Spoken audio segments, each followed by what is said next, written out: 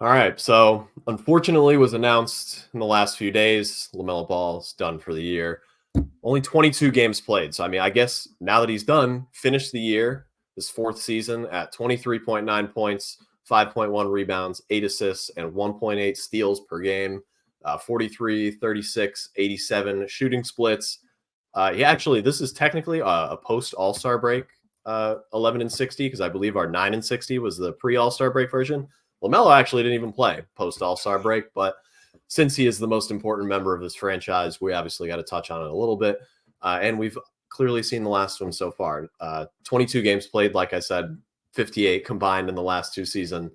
Obviously, I think the quality of the team influences the decision to shut him down. I'm sure many people have probably inferred that as well. If the Hornets were in some sort of play-in battle, there might be a little bit more of an urge to get him back here, but they are not. Nice. The only unfortunate thing to me, like, we can litigate till the cows come home whether or not he's injury or prone.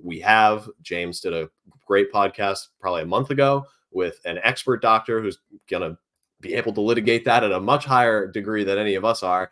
So obviously go back and listen to that if you want to hear takes on whether or not LaMelo needs to wear an ankle brace or the long-term implication of any of these injuries or whatnot. But at this point, like, what I actually care about isn't even the injuries. It's just he is missing vital time for his development. Like, your third and fourth seasons, those are really, really crucial years to be getting a lot of reps. And over the last 2 years, he has gotten extremely, extremely few reps. He's played far fewer games over the last two seasons than Gordon Hayward has, than many of the other like players in the league that are labeled as injury prone have. Like, LaMelo is definitely up there with those guys now. And I mean, he had improved in some really key areas, which just makes this all the more disappointing that he's not going to be able to come back. Like, we saw the better rim finishing. Like, we did that podcast talking about him. He was one of the best drivers in the league at one point before he went down with injury.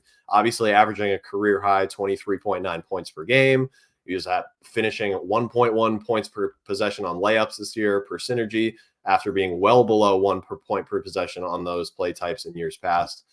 Not stronger like physically, but definitely more willing to absorb contact. And his true shooting percentage was 56.1%, also a career high. Like, just more efficient, traded in like some of those bad shots at times, at least, for better ones.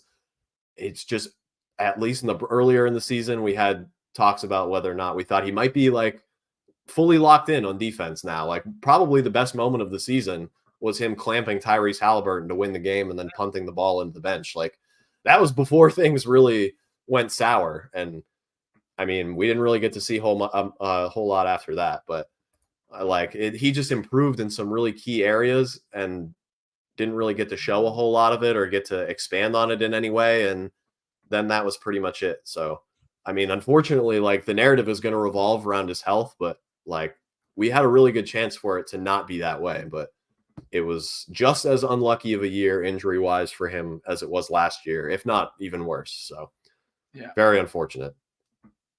Like, I think everyone does forget the first 5 games of the year, LaMelo Ball was downright horrible.